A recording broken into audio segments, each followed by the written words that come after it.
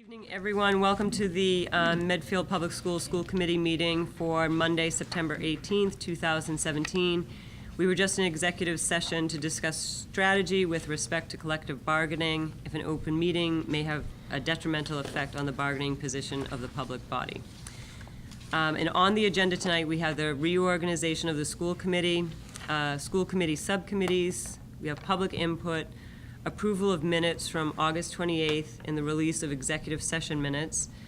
For new business, we have the principal opening reports, the Decile ranking presentation, the fiscal year 17 closeout, the wellness policy, which will be the first reading of that, and other items since posting on September 14th. For old business, we have the Bay Circuit Trail license agreement vote, donations, and we also have the superintendent's report to the committee, in which he'll discuss the SEL task force update and coordinated program review. Our future agenda items will include the MWA-HS presentation, the student activity policy, and the superintendent's goals. Madam Chair, this is the one meeting a year in which I have control for about 30 seconds. So as we do a reorganization, I would like to entertain a motion for chair. I nominate Mary Ann Sullivan for chair. Do we have a second? Second. All those in favor? Aye. Opposed? Right back to you, Madam Chair. Okay, so on the next item is the vice chairperson. Do we have a motion for the vice chair? Nominate Anna Mae O'Shea Brooke for vice chair. A second? Second. All in favor? Aye. So moved. You're gonna do this. Next position is the recording Yes. secretary. That's right. This is me. I nominate Chris Morrison. Second. All in favor? Aye. So moved. The next is the financial secretary. Is there a motion? I nominate Jess. Second? Second. All in favor? Aye. Aye. And the last position is the legislative liaison. If I may, Madam Chair, before we do nominations of this was a suggestion I had that we add to the slate, and so maybe we just ought to take a minute and talk about that. I think you're all probably tired of hearing about it, but in the past, I also served on another school committee. And we had somebody whose role it was to liaise directly with our elected officials. It helped when it came time to be particularly budget planning, but we'd know a lot more about what was coming down the pipe. And certainly our elected officials here have done a lot at communicating with us. And so we had a position on the school committee previously we just called member, which many of us just viewed as sort of a year off from extra responsibilities. But since I'm going to nominate Tim for in a minute for this, I'm sorry to take his year away. I had one last year. So I appreciate the committee's indulgence in adding this dedicated position, and I move Tim Bonfatti as legislative liaison. Second. Second. All in favor? Aye. Aye. Congratulations, Tim. Oh, I'm excited. Mazel tov. I need more Okay. things. Right. So now we move on Well. to the school committee subcommittees. So for negotiations, is there a motion? I don't think we need a motion. Oh, we don't need on any these, but, motions, we can just. I have served in the past on both the negotiation and the budget subcommittees, and I think from my own perspective, I'd like to stay on one of them, given my experience, but I'd also think it's time with respect to, they're both, I think, pretty important to give some other folks some experience. So I'd like to stay on the budget subcommittee and would prefer not to do the negotiation subcommittee this year. And I'd like to participate in the budget subcommittee, please. Okay. And I think I'll do the negotiations, seeing as I did the previous negotiations. I can do negotiations. Okay. Oh, budget, you said? You said budget. Oh, I meant negotiations. Negotiations. I was gonna say. That's why we don't vote Yeah. on I it. am not, You guys want to trade? No. so I'll do Perfect. budget. That's Okay. more my- Sorry, Okay. thank you. It's more forte. Okay, so budget is Chris and Jess. Okay, and the SEL task force? I'd like to do that, please. Jess, me. Okay. And then I'd be pleased to do it, policy. but it meets during the workday, so I'm not going to be able to. Yeah, it's going to be probably 3:30 Yeah. in the afternoon meeting, so. And I'll do policy. And I'll do policy with you. So. Okay. So with that business done, we can move on to public input if anyone has anything. Okay. Then let's move on to approval of minutes from August 28th and the release of the executive session minutes. Madam Chair, I've reviewed the minutes from the August 28th meeting. I was not present, so I can't move their approval. Neither were you. I move to approve the August 28th minutes. Okay. Is there a second? Second. All in favor? Aye. So moved. And then the release of the executive session minutes. I think we need to first vote, Madam Chair, to approve the executive session minutes from August 28th. And like, I was there for that meeting, and I have reviewed the minutes and move approval of the executive session minutes for August 28th. Is there a second? Second. All in favor? Aye. Aye. They're approved. And Madam Chair, consistent with the open meeting law, once the reason for an executive session is no longer present, that can mean that we're far removed from collective bargaining, or that we are no longer in danger of litigation, and it may not arise again. It's customary to periodically release executive session minutes, and so I move that we release all executive session minutes from February 26th through February 26th, 2016 through June 5th, 2017. Second. All in favor? Aye. Aye. So moved. Thank you. For whatever So- those are worth, they can go up on the Yep. website now. Yep, we will do, thank you. So now we have for new business, the principal opening reports. I think Robert's going to start. Okay. Perfect. Paying particular attention tonight. I've been told to take notes for Rachel, so. Good evening, and thank you for having me. Good to see everyone. So we had a good opening at the high school. We had 852 students on our first day, and we also welcomed a number of new staff to our learning community. More Cheryl, one of our new office secretaries. Sarah Higger is one of our new art teachers. Coming over from Dale Street, Yaya Zhang is going to be teaching Mandarin. New staff in the special education department. A couple folks who are working between high school and Blake, Meg Darby, who's our special ed coordinator, will work between both buildings. And Carrie Curley, who is our team chairperson, will also work between both buildings. We have two new special educators in high school, Brian Ake and Marlon Franco. We have an ELL teacher covering Ann Fairhart and Jerry Lee, so Allie McBoy. Allie was aide for us last year, so we're having two her on board. Two new wellness teachers, Linnea Wordstedt and Kristen Thibault. A new Latin teacher, Matthew Holmes. Matthew came on board last spring, covering maternity leave, so we're happy to have him back. One new social studies teacher created by an opening at Foyle's taking a year off this year. So Michael Cotter, Medfield High School graduate, teaching social studies, and Justin Coffey is teaching physics. So we have a number of new folks, and we're very excited to have them on board. I want to talk about one initiative that we're excited about. So we're tweaking our advisory program a little bit. I think this is my seventh year, seventh or eighth year at the high school. And I think every year we've twisted the advisory in a way that we think better meets the needs of our students. So what we're doing this year is we are creating opportunities for students to lead discussions with advisory.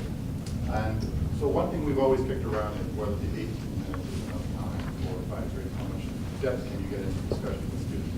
So what we've decided to do is sort of have a hybrid model where we are incorporating several advisories throughout the year that are going to be longer. And those advisories are going to be built around specific topics. So in a couple of weeks, for example, Ruth Cotis is going to be speaking to her students. Some of you might have heard Ruth last spring. And she is going to be working with all 4 grades. And what we're going to do is take the students from that assembly and kind of use that entire afternoon for the whole building to do an advisory. So one of the things that we haven't been consistent with is following up with some of our all-school assemblies, giving students opportunities to provide us feedback and share their takeaways. So we thought that the advisory program would lend itself naturally to that. So that's going to be a week Friday. That'll be the first time we do it. So Dave Worthy and I are going to train student facilitators. So there are students out of every advisory that are actually going to lead discussions. So he and I are going to work with students next week. Just really some basics in terms of how to facilitate discussions, give opportunities for all students to participate, moving conversations along. So we're going to go over some of that with our students, and then we're going to talk really about the program that Ruth is coming in to present to us. So we're going to preview that with the students, provide them with some prompts. So we're excited for the opportunity for the students to sort of sit in advisory and really lead their own discussion. It's a very similar model that we used last year with the One Love workshops that our students, feedback from students was that was a really in-depth, important conversation for them to have, and they appreciate the opportunity for sharing with each other. So we're hoping to do that several times throughout the year. So if you're around next Friday, a week from Friday, from 12:30 to I think 1:15ish, we're going to be having these advisories going on throughout the entire building. So we're sort of shutting down the schedule for that period of time. So we'd love to have you come by and take a look at that. And Ruth is presenting to our students in the morning. She's doing 2 assemblies, I believe, an 8:30 assembly and a 9:45 or so assembly. So you're welcome to look as well. But it's something that we think with the student-led discussions, not only with providing our students with sort of a lifelong skill, but also giving them really the opportunity to lead these types of discussions. So the advisors are going to be in each room with the students, and we're going to sort of take a step back. We'll certainly participate in some of the discussions, but instead of driving the discussion like we typically do in advisory, it's going to be driven by us. So we're excited about that model, and I'm sure at some point we'll come back to it. Just curious, so how did the student, so is there a student that's going to drive it, has been elected or appointed, or? Yeah, so here's the other neat piece. Thank you for bringing that up. So we selected 2 students to kind of start off with. We're hoping to do this 3 or 4 times this year, 3 or 4 times perhaps next year. So the idea would be, over the course of a couple of years, every student in the advisory will have an opportunity to lead the discussion. So advisors did different things with the group. Some allowed students to, I want to do it, some selected. The idea going forward is the students will be able to, based on the topic, decide whether or not they want to do it. So again, the big takeaway here for us is not only providing that training for students, but over the course of a couple of years, every student has an opportunity to do this. Do they stay with the same advisory? They do. And the same advisor? They do, unless the advisor leaves. Okay. So I've got Adam Boyle, who's taking the year off. His Right. group is those are seniors this year, so they've been with Adam for 3 years. So Yeah. I've taken over that advisory, so I'm the new person in the Good. group. Yeah, no, no. But yes, the idea is that the students will stay Travel with with the advisor for the course of 4 years, and then the advisor circles back to the group professional. So how often do the advisories meet? They used to meet every other week for 18 minutes. Yeah. We've modified that this year because we're extending some of the advisories, so we're in theory not meeting as often, but when we do meet certain times, it's actually going to be longer. So what we ended up doing was we set up our schedule for the first third of the school year. We wanted to see how it was going, and then we're going to create the advisory schedule. So that's it. Any questions? Well, one thing I wanted to mention at the PTO meeting the other night, what you mentioned about the mentor program, and I thought that was really interesting in terms of, and now you've started this new thing every month, a 2-hour meeting with the new teachers to kind of get them on board. Am I recapping this? Well, properly? it's not a new meeting. So I mentioned the mentor training that our new teachers have in the district. So they meet once a month, and there's a curriculum that Kim Kane has developed for our new teachers. Right. So, yeah, it's something we've been doing for, 5, 6, 7 years now. And it's for all new teachers who are new to the district, so it's not just high school teachers. Gotcha. It's, whatever the number is this year, I think it's in the 20s new teachers. So they will meet, and I know from time to time Kim will have us come and present some of the topics. So that's just a professional development opportunity that all new teachers in the district. Thanks, Robert. Thank you. Thanks, Robert. Good evening. I'll try to keep brief. That's a challenge for me. But thanks. We've heard that. You heard that? Thanks. Word on the street.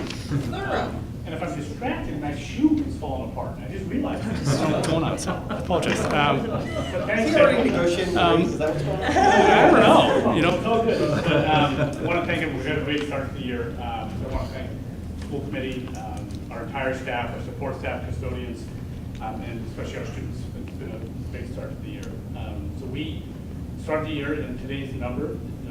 Actually, we've had a few students enroll in the last few days as well. So we have 622 current students right now at Lake, 195 and 6, 218 and 17, 209. We have 18 new staff members this year, so I apologize. This is not a reflection of not respecting and appreciating each one of them. I'm not going to list all 18 right now, but it's a unique structure of new staff in the sense that it includes all of our reconfigurations and some reassignments within the district. But it's also unique that, with the exception of a maternity leave, none of our new staff are actual classroom teachers. And so it's through specialists, special educators, inclusion facilitators, and support staff. So it's just it's a different dynamic, even thinking about like the mentor program. It's just a different dynamic of new staff this year, which I would say in the past few years, there's been an average of 5 to 7 new teachers. So it's just a different shift. But it's been great. Our theme for this year is diversity, which is very timely in a lot of ways. And it's really building off themes we've had the past few years, and in particular, last year's focus was on empathy. So what we're really talking about in that theme is it's such a broad topic. So what we're really struggling with, kind of a good struggle, is what do we delve into? And what aspects of diversity we want to touch on, not just race or religion or ethnicity or sexual orientation, but also we want to touch on many, but we also don't want to, quote, water it down and to try to cover everything. So this is, I think, a spark of conversations that's going to be ongoing and ongoing for years to come, whether this is the heightened focus on it to kind of build off. And particularly some of the work we did last year regarding best ways that we're supporting and really learning about our LGBTQ community, I think was a nice tie-in in the spring that we had done, and work with Colby Sweatberg and Zach Carter, and we're hoping to bring her back. She and I have a phone call this week about doing some work with our 6th grade students to kind of continue that work that we've done. And really also thinking about a TED Talk that we watched at the beginning of the year as a staff called The Danger of a Single Story. So trying to really bring that into the conversations of that there's so many more stories to all of us, and how we can really learn that and think about that students to build off. So that's what we're excited about for our theme. Our goals for this year, I shared at the school committee last year with our school improvement plan.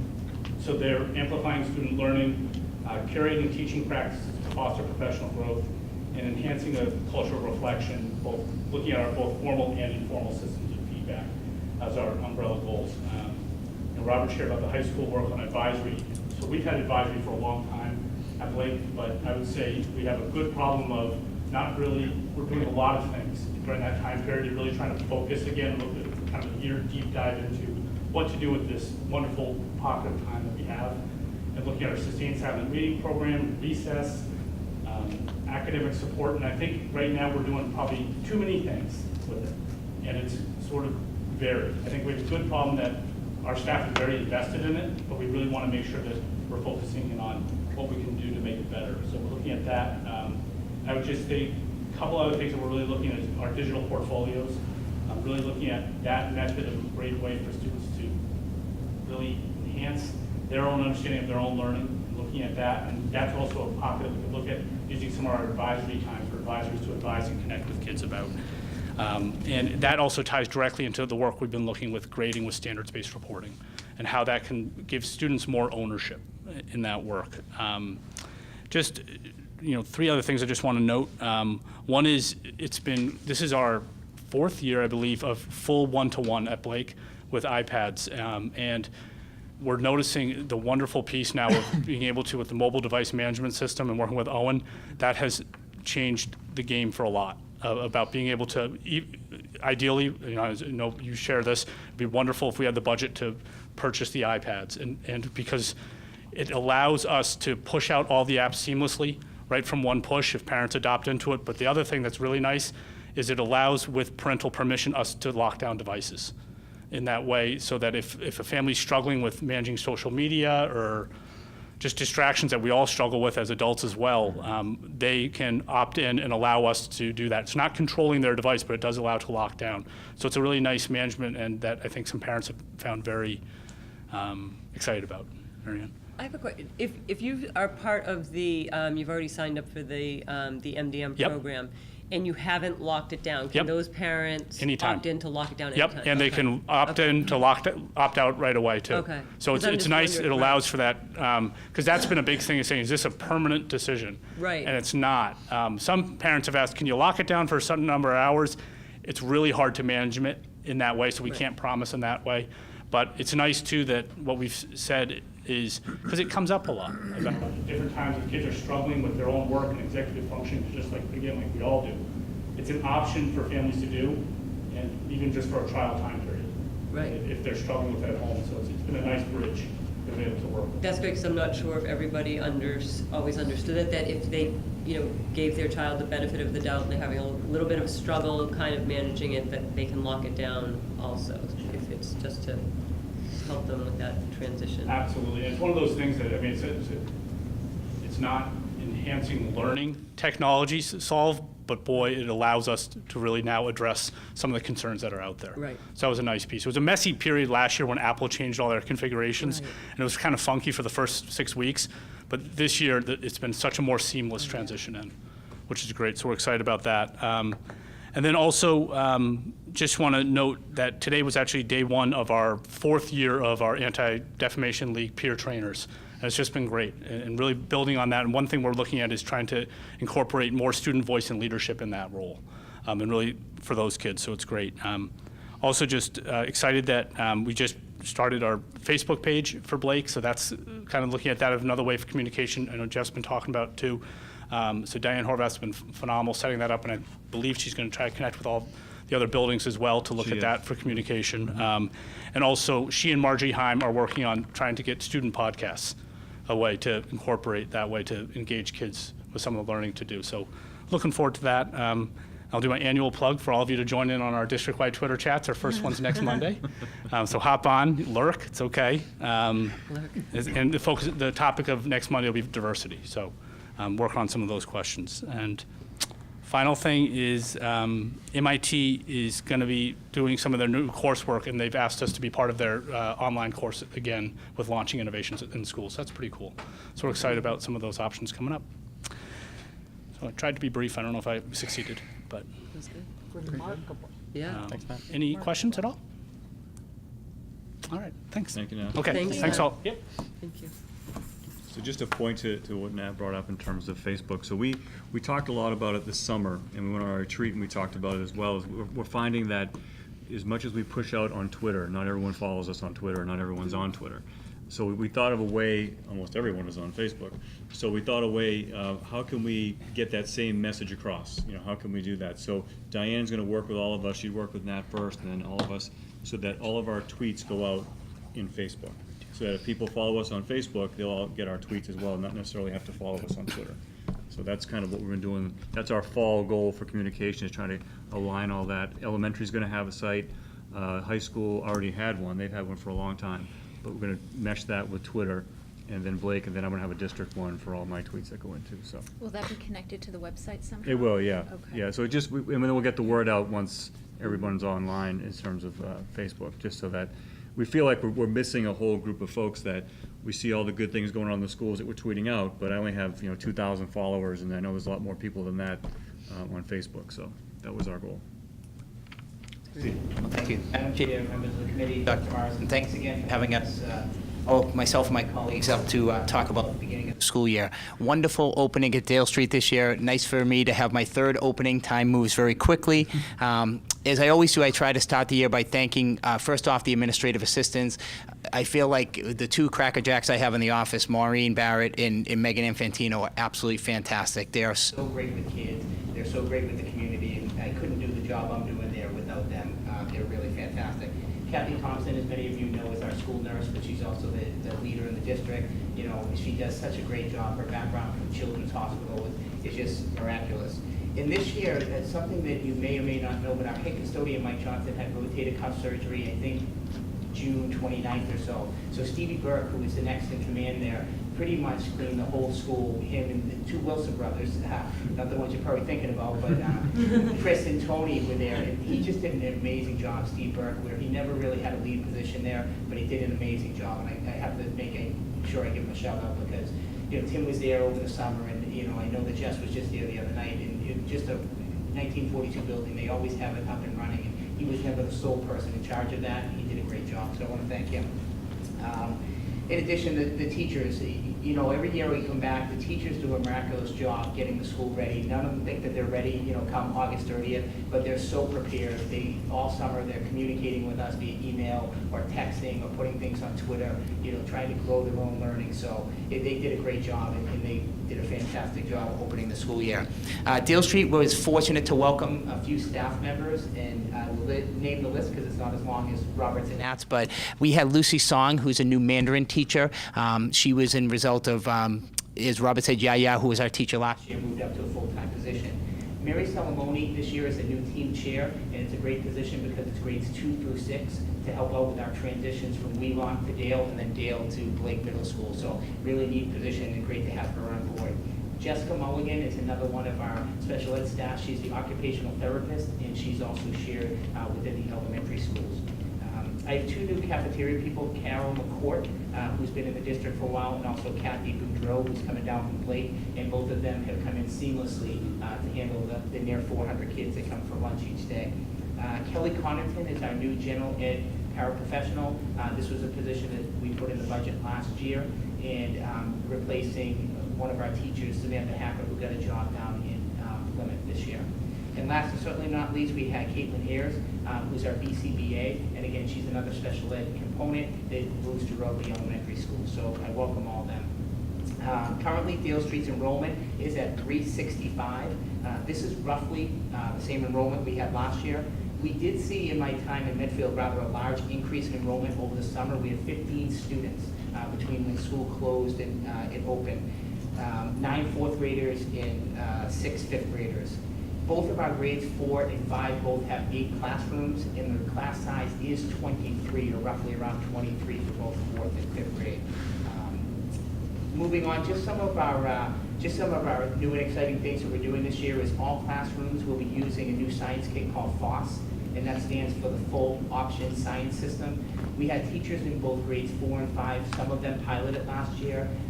And again, the classroom teachers and the students raved about the kids. It's really hands-on, all tied into the next generation science standards. So it really brings science to life. And it's nice to have teachers who did it last year. So at our common planning times, they're working with the teachers who haven't done it to get them up to speed and to know what's of most importance in the program and what maybe they can leave out. The Dale Makerspace, which I know you hear all about, continues to evolve and offers students experiences that empower them to be innovators by celebrating each student's creativity. So Kerry Howell and Susan Reed are doing an awesome job down there. Teachers have, usually in a 2-week cycle, they're in there at least once co-teaching with Kerry to really put the standards in. And there's no set program that they do. It can be science, it can be math, it can be anything, but it's really bringing innovation into that world. Our whole school summer read this year was called The Wild Robot by Peter Brown. Amazing story. So one of the things that our literacy guidelines will tell us at Dale Street is that we're working on the character setting from that book, and that's how our month starts, or 2 months starts at Dale Street in literacy. Each classroom had their desktop computers replaced with 5 Chromebooks. It's so exciting to go into the room now and you see the Chromebooks being used all throughout the room, whatever the kids are doing. So they're really having some fun and exciting times with those. And then after a year of work with our staff, I'm thrilled to announce Dale Street now has a new set of core values after a whole subcommittee year, and then bringing it back to the staff. Our core values at Dale Street are respect, compassion, collaboration, and continuous growth. And these concepts will provide basically everything that we do from a day-to-day basis. The kids in the classroom all have a matrix that I actually stole with Brian from Donna, so thank you for that. And it really gives those 4 core values and then what it looks like in the classroom, on the playground, on the bus. And it was actually a Google Doc last year for the classroom, so the kids that were in 4th and 5th grade last year filled in the Google Doc of what that looked like. So I wordsmithed it a little bit, and every classroom has that. Also, if you follow us on Twitter, we're also putting out something called #DaleCoreValues. So at the end of the year, we can look, how Dale Street related to each one of the core values. And lastly, what we're going to be doing is getting a little bit more student-centered on our assemblies this year. So we're going to be trying 4 or 5 times to have student-led assemblies that are focusing on our core values. So we have Mrs. Lowry and Mrs. Foley are doing our first one probably about the 2nd or 3rd week of October. So I'll give those dates to Dr. Morrison, and anybody's always welcome to do that. So those are a few of the exciting things. So thank you again for the opportunity. I'd be happy to answer any questions you may have for me this evening. I just have one, Steve, which probably applies to a lot of the principals. You mentioned the Chromebooks, and I saw a story the other day on Chromebooks and a problem with batteries. If we check to make sure that we're not within those lots, or how are we dealing with that? Yes, it's interesting. One of the teachers, Julie Lowry, sent me a text that night when they saw it in the news, and I want to say it was down at Plymouth or Bridgewater, Raynham area that it was. So I immediately forwarded that over to Owen. Owen went back. It's a different Chromebook that was being used down there. It wasn't the type of Chromebook that we use here. So I know Owen's on top of that, checking temperatures and everything. So luckily, he was not overly concerned with it because it was a whole different brand of one that ignited down there. Great, thanks. Great. Thank you. Thanks, Steve. Good evening, Madam Chair, members of the school committee, Dr. Marsden. It is a pleasure to be here this evening to report on the opening of Wheelock School. We opened our doors to a group of 378 second and third graders, approximately 8 classrooms of 195 second graders and 183 third grade students. So we also have an average class size of approximately 23 to 24 students. It has been an exceptional opening of school this year, and our students came to school well prepared and very happy. And I too want to thank our maintenance staff, our custodial staff, our secretaries, and our technology staff for all of their support that led to a successful opening. And I also want to commend all the wonderful teachers at Wheelock School who work so hard to provide, so many positive experiences for the boys and girls. It's a tradition at Wheelock on the first day of school. Our students and staff gather for a welcome back assembly, which includes introductions and just a review of Wheelock procedures. We also had new staff members this year, and I did bring one of them with me. You may not have met Franklin, our service dog, who joined the Wheelock staff in February, and he wanted to meet you. Accompanying Franklin is Kelly Kennedy, Wheelock's access teacher and Franklin's trainer. So, Madam Chair, may Franklin approach the committee and meet you? Absolutely. I can't be so excited to see it. I've been watching him on Twitter, I will say. I see photos of him on Twitter. Oh, my gosh. Here he is. Oh, you are so handsome. You're so handsome. Oh, I heard Franklin is a massive hit over there. Yeah. Quite popular. Yes, very. Yes. Huh? I bet it really has kind of changed your relationship in general, but being able to be anonymously just kind of go from place to place and realize. Yeah, but it's been wonderful. He's had such an amazing impact, honestly, on the staff and students. Just brings a smile to everyone that he sees. That's right. And I just want to commend Kelly for taking time out of her personal evening to come and visit with us. She's done a phenomenal job integrating Franklin into our school community. Kelly had to make a commitment to raise $8,000 when she agreed to become Franklin's owner and handler, and she's already raised over $5,100. And we'll be supporting her this year with, we're going to be doing a walk for Franklin very soon. So we're really delighted to have Franklin as a member of our staff. Thank you for coming tonight. Thank you. I imagine there are probably a bunch of Dale kids who would love to Exactly. participate. Well, when I visited for Wheelock further reading last year, I was inundated by my former students saying, Mrs. Olson, you didn't do it for us. Well, we have to talk to Mr. Grenham now. We also have other staff members that joined us for the 17-18 school year. Jessica Marinelli is our new Spanish teacher, and Karen Alberts, our speech-language pathologist, is on leave. So Wendy Lybrand has joined us as a long-term substitute for Karen. We were also very pleased to welcome Mary Salamone, as you know, not new to the district, but now the team chair between Wheelock, Dale, and Blake, and we're just delighted to have that position to support our teachers and our school. And we also welcomed this year more inclusion facilitators as new staff and classroom teachers. So we do wish them well, and they're doing a great job already. At Wheelock, our school life is enhanced by many projects and activities, and our first 2 days included professional development around those initiatives for this year. Our teachers in grade 3 were trained in Words Their Way. This is going to be their new word study program, emphasizing vocabulary and spelling. Our grade 2 teachers participated in training on the BAS, the BAS, which is the Thompson benchmark assessment. And this is really designed to bring consistency to our district. We are fading out from the developmental reading assessment, and next year grade 3 will be trained in that assessment as well. We were very excited also to unpack the FOSS science kits, and Wheelock also ran a pilot last year, and having those teachers with that expertise to support our staff, I concur with Mr. Brennan that it will be a great experience for our students. And I'm really excited that I think you're hearing some common themes, and I think it goes to the fact that the collaboration among the elementary principals is very strong, and we're working very hard and working to achieve that goal of more consistency among our schools. We also began the year once again as a digital certified school, a digital citizenship certified school through Common Sense Media, and we will be pursuing that designation again.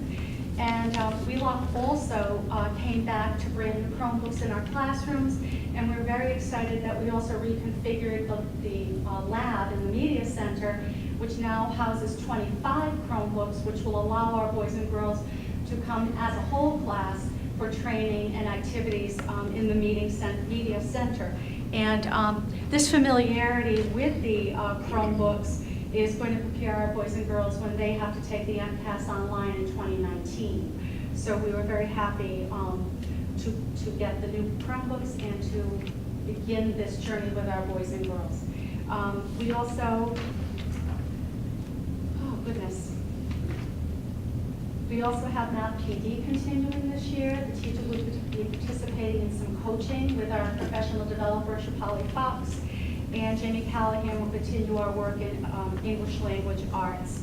All of our initiatives are grounded in what is best for students, ensuring that their social and emotional well-being is addressed. So we'll be continuing to refine our aspects of positive behavior intervention and supports, and we'll be utilizing our core values as we work to create a culture that emphasizes respect, responsibility, and safety as an overarching vision for Wheelock School.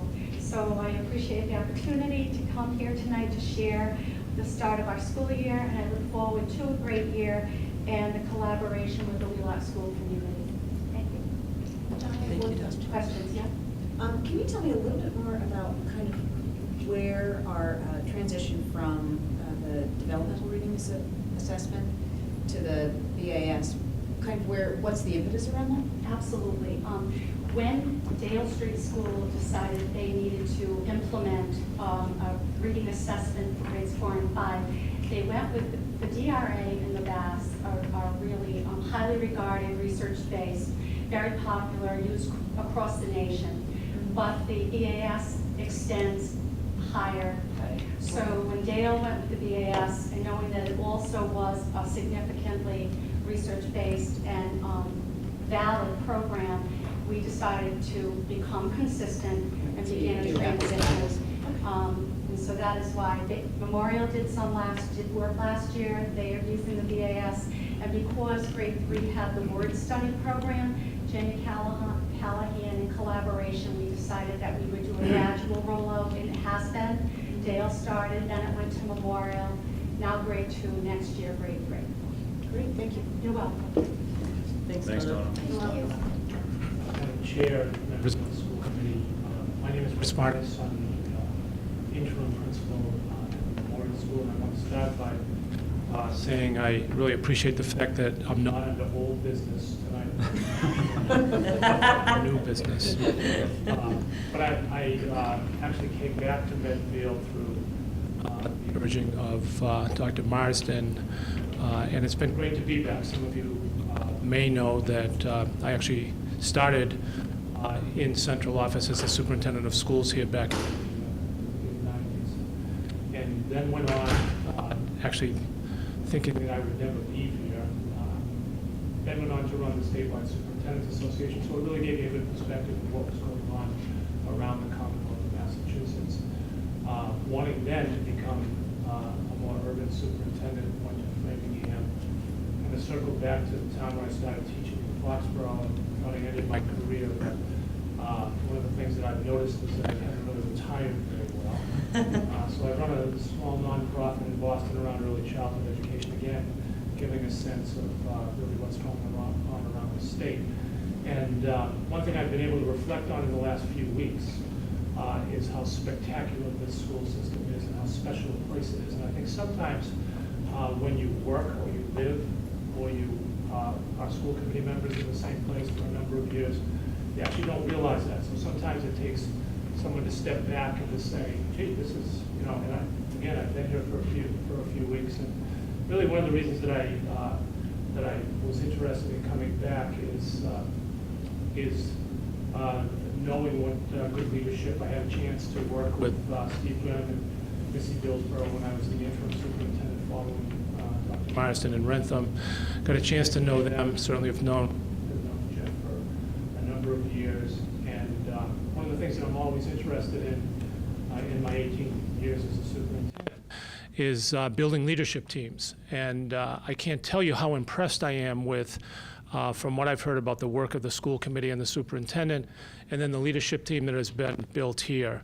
Had the good fortune of someone told me that they should hire Nat as a teacher at Blake Middle School when I was here, and watching his career grow and looking at all the other people and seeing this spectacular high school, which was not here. This was a middle school plot. I don't think this was actually even here.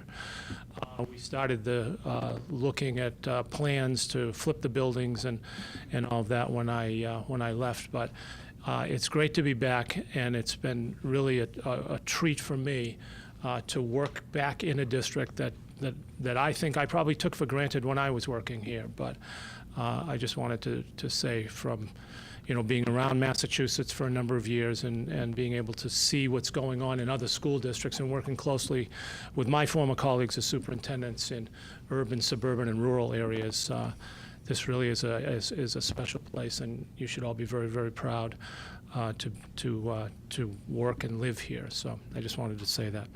Memorial School, through none of my doing, got off to a spectacular start.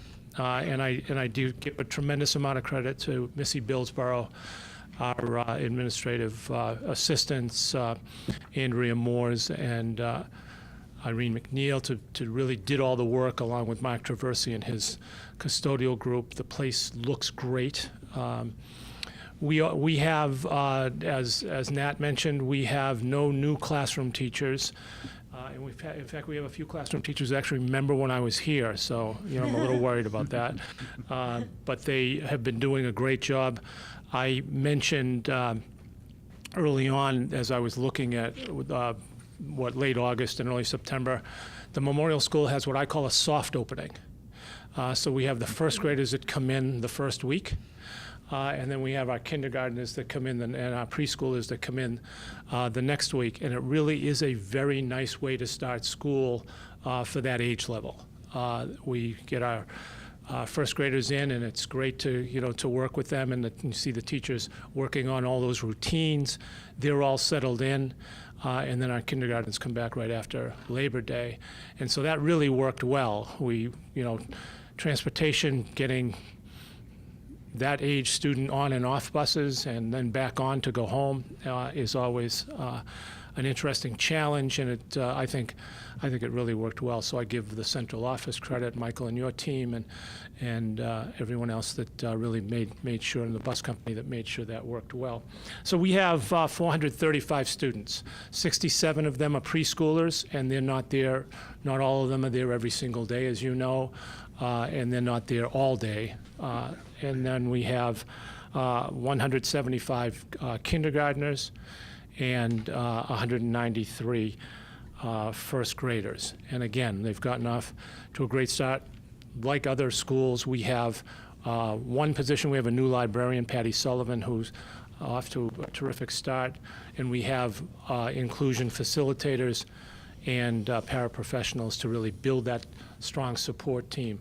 As I say to the staff, and as I've said many times around, early elementary grades, we really build the foundation. They don't thank me very often, and I know they don't thank Missy as often, but we really build the foundation for real success in Medfield and certainly in any school system. We have many of the same, I feel going last is sometimes a curse. We have many of the same initiatives. We're involved in a writing program over a 2 or 3 year period, Lucy Calkins' writing program, which is, I've seen in other districts, which is really a strong program. We continue to work on literacy and guided reading and literacy, and we've had some really good meetings over the last couple of weeks about how do we assess early literacy, what does it look like, and then how do we make changes along the way that really need to be made in order to make sure that every student is successful. I know that both Donna and Steve mentioned the FOSS Science Initiative. That's a really strong program, kit-based, which I think is always better than textbook-based. And I think that's going to be a great program for the Memorial School. So we've really, I think we've done a lot. Our initiatives really are around that. The school culture, I think, is very, very strong in my assessment, and again, in looking at other schools and other districts over the years. It's a really strong staff, really dedicated group of people, and so I'll conclude, unless you have questions, by saying that I think the staff's major initiative and my major initiative is make sure that Missy Billsborough gets back. Fairly simple one, and I think one that we will be able to say we did quite well. So, thank you. Dr. Morris, can I ask, what's the classroom size right now at Memorial? In general, first grade and kindergarten? Sure. Kindergarten, we average in the full-day classes 21, and in first grade we're at 24. 24. And is there an aide in each first grade? Sharing. Sharing. Yes. Okay, so not throughout the day? No. Okay. Thank you. Okay. Welcome back. Thank you. Thanks, Chris. Thank you. I just have one question, please. So I heard that there are a lot of Chromebooks. We bought some for the high school. We've got some at Dale, Wheelock. Is Blake gonna stay iPad? How much time do you have? There's Chromebooks at Blake, too. Just big picture, because I see, I'm just hearing Chromebook, and then all of a sudden, We have some Chromebook cards. yeah. But my view is that I think iPad is preferred It's device. also, I'm trying to keep it brief. yeah, but Yeah. it's also good, I think, for kids to be able to work on both platforms too. And I think that the allure of the Chromebook is its efficiency and its cost. It's a fraction of the cost of what an iPad is. And I think that's why you see so many schools going to it. That's why we're able to do that at the upper levels, and we've infused it into the lower levels because we need it for MCAS as well. The MCAS works really, really well on Chromebooks, that platform. It can work on an iPad, but just not as well, based on the test groups that did it. So I think it's certainly, we know Nat is married to iPads, no question about it, and they do a lot of great things with iPads over at Blake, but I think it's good for kids to be able to do both. And, if we're paying for them, we can get a bigger bang for our buck in terms of numbers and quantity if we purchase the Chromebook. You can get almost three Chromebooks to one iPad, so. But at the high school, the ninth graders, they still use the iPads, Yeah. right? Yeah. Yeah, because I know the bio teachers love it for Yeah. that particular, okay. I mean, it's definitely, it's not a black and white conversation. Yeah, It's yeah, definitely- yeah. But I would agree with what Jeff But said. I'm hearing I a don't think there's theme, then I've got, one more than the yeah. other, but it's, Okay. yeah, I mean, there's definitely a benefit to both, I think, as far as the driving device. And just so you know, too, at Dale Street, they do have exposure to iPads as well, so we have 4 iPads. No, I know the coalition Yeah, bought a and- ton. Yeah, so they're lucky that, we have 4 different cards to go around, so teachers sign up for those, so there's 4 different sections of the school, so they have them already for 1 day a week, knowing to plan into their planning, and then Kerry at the LMC also has a set for the MCPE, the generosity, so they have about 10 down there, I think, so they do have exposure to both the iPads and the Chromebooks, so when they do transfer up from that, it's not the first time really Yeah. they work within the school setting. It's just a matter of the Chromebooks replacing, as we age out the bigger computers, that, you know, Correct. the sort of Right. lab stations over the side, we can put 3 lab stations in that are Chromebooks as opposed to 1. Which is what, and that was the transfer that we did, that when we replaced our library lab, it's all programs. Right. And which just gives a lot more flexibility because now it's not stationary. That's what happened with us. We could only fit 12 desktops Yeah. in our lab. Right. And now we can fit a whole class with 25 Chromebooks, Right. so it's really efficient. And those computers we bought 6 years ago? 6 years ago. 6 years ago, so they were all, yeah, they're mostly boat anchors now. Mm-hmm. A few of them. Yes, a few of them are still. Take a good look at them. Take one home. No, don't do that, we have to Like both. Central Vote it for surplus. Cool. Well, thank you all very much. Thanks, everybody. Thank you Appreciate it. for spending your night. Thank you. Thank you. So next on our agenda is the Decile ranking presentation. Madam Chair, Stephanie Worthley is here. She's our guidance department head, and she's done a lot of work around this with her team. And I'm sure she's going to explain everything to you. I know Robert's been a part of this conversation as well. But I think that, you know, the work that they have done is really going to put our kids in a much better place in terms of college applications and opportunities. Hi, good evening. Thank you so much for having me on your agenda this evening. So as Dr. Marston said, I'm Stephanie Wortley. I'm the K through 12 guidance content specialist. This evening I'm here to talk specifically about the high school and talk about our decile ranking system that we use for our seniors going through the admissions process.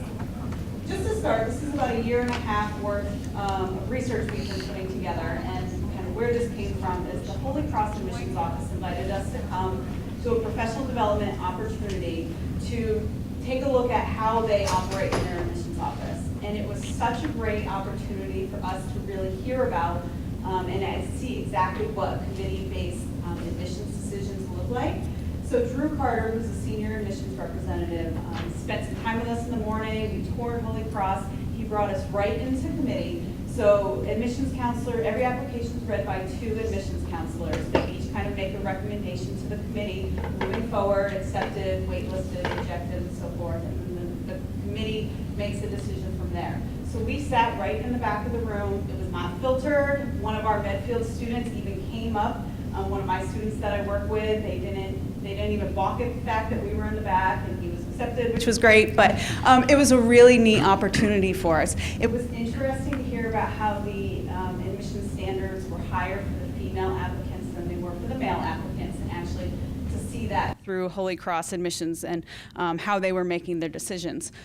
But with that, we had a chance to talk with Drew Carter individually just about admissions overall and kind of what our school profile looked like and so forth. And the first thing he said to us is, you guys need to get rid of this decile ranking system. And we had never even thought about it, considered it, but coming from somebody who reviews applications from all over the country and even all over the world, it was interesting that he was seeing that we were putting out our students at a disadvantage with our decile ranking. So just to give you an example, from last year's senior class, we provide both a weighted and an unweighted GPA and decile for all of our students. So on this slide, from last year's senior class, if you had a 3.978 GPA, weighted GPA, you were in the 30th percentile of the class. If you had a 3.8, you were in the 40th percentile. And so even though I did not have this information until just last week, in this year's senior class, if you have a 3.9 GPA, you're in the 40th percentile weighted. Okay? So that was concerning. So first thing we did when we came back to Medfield High School was, okay, what are other towns doing? You know, we've kind of had this decile ranking for many, many years here. It's what we've done. It's been our practice. Kind of never really thought about it. So I attend a monthly guidance directors meeting, and I put it on our agenda, and I was fascinated to find out that there are only 6 schools that are still using a decile ranking. That was Ashland, Dedham, Framingham, Holliston, Medfield, and Walpole.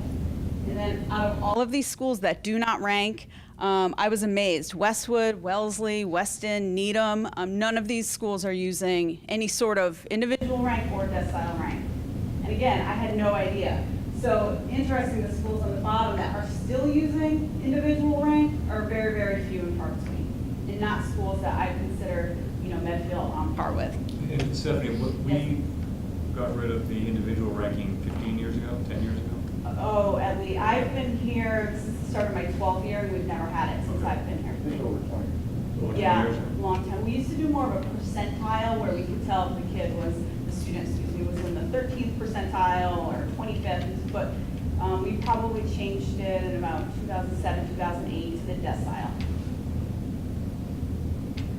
So the next thing we wanted to know after we started to survey area towns was, what do the colleges and universities think of this? We need to get some feedback from them. So the guidance department last year sent out a survey to 107 colleges and universities, and we received 51 responses, so not too bad. And we had questions about GPA and the decile ranking, and our GPA questions, we weren't really surprised by this, but the first question was, do you look more closely at the weighted or unweighted?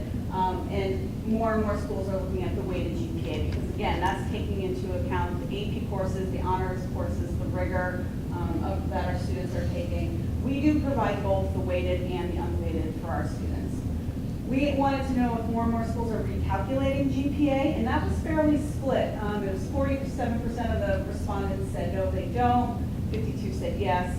And with that, again, we're providing both the weighted and the unweighted. Our GPA system is really aligned very similarly to the UMass State system, how they recalculate GPAs.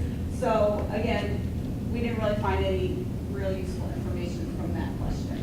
What does it mean, recalculate GPA? Like, So there are multiple ways to do it. Yeah, so if you think about every high school in America calculates GPA differently. So when the colleges are receiving transcripts from students all across the United States, many schools will recalculate the GPA to their own calculation. So we provide a 0.8 bump, if you will, for AP and honors level courses. So if you receive an A in a C1 or a C2 course, that's a 4.0. If you receive an A in an honors or an AP course, that's a 4.8. I'm surprised more would recalculate to get, how do they know they're actually right? It's challenging. I mean, colleges aren't then comparing apples to apples. But these are only 50 of your 107. Right. Okay. Right. And I have a question about the 50 that responded, the 107 that you sent out. Yep. So when you sent out the 107, it was randomly selected, or are across the country, or are these 107 of the schools that your students typically apply to? Sure.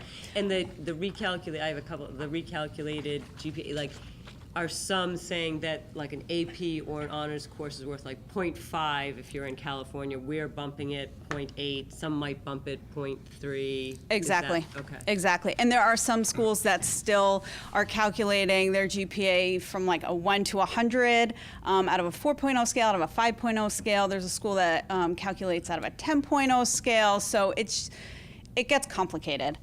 Right. We pulled colleges and universities that our students are most often applying to, the more and more transcripts and applications that we're sending out. So just to give some examples of the respondents to our survey, Bentley, Boston College, Brandeis, Bucknell, Colgate, Connecticut College, Northwestern, Penn State, Providence, Roger Williams, Rochester, Sacred Heart, St. Michael's.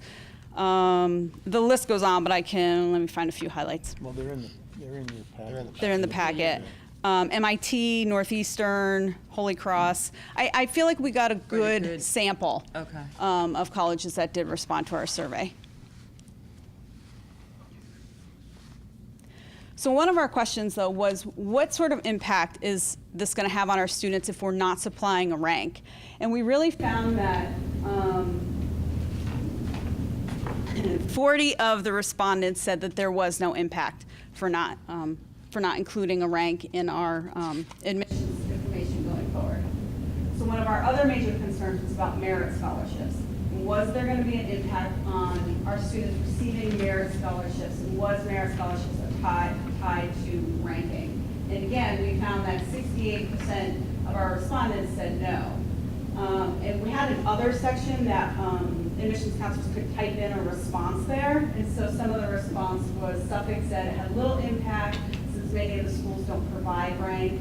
And this is what we were finding more and more, that it wasn't exactly a level playing field because more and more towns are not offering rank for their students. MIT here says we don't provide merit scholarships, same with Bowdoin.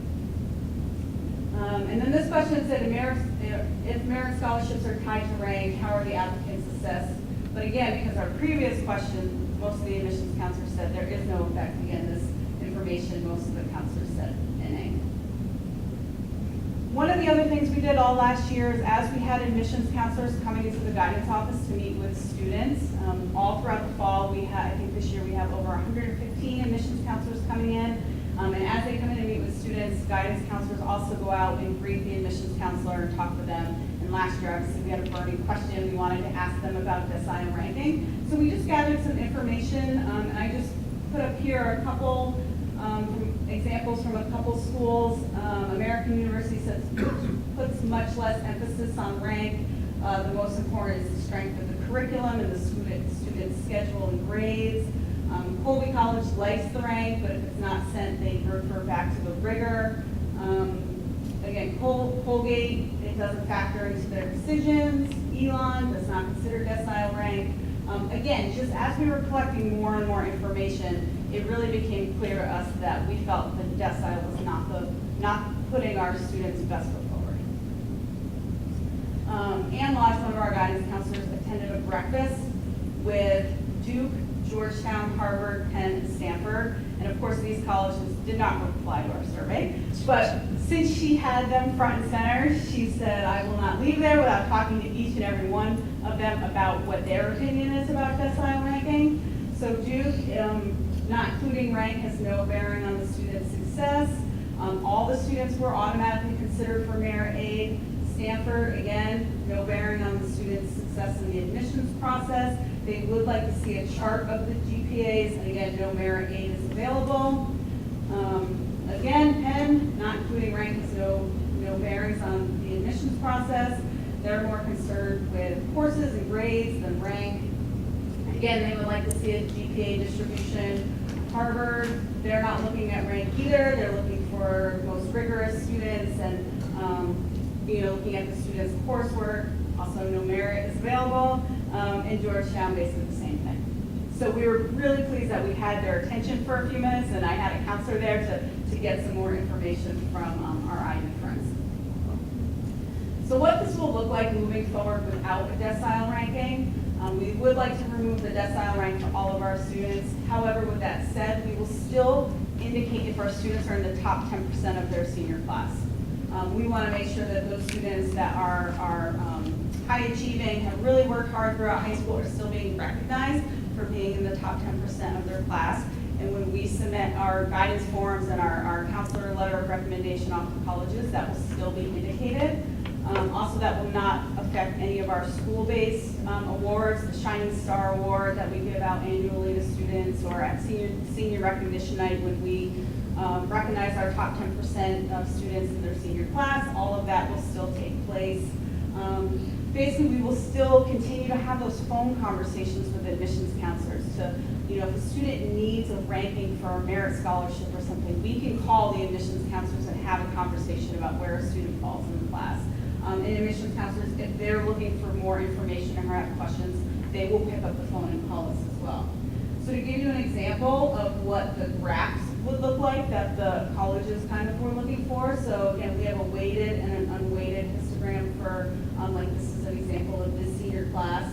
And I know it's probably hard to read, but it is in your packet. So this just gives an example of unweighted, where our GPAs fall from, under a 1.99 all the way up to the 4.0. The highest GPA you can get unweighted is a 4.33, and the same with the weighted there.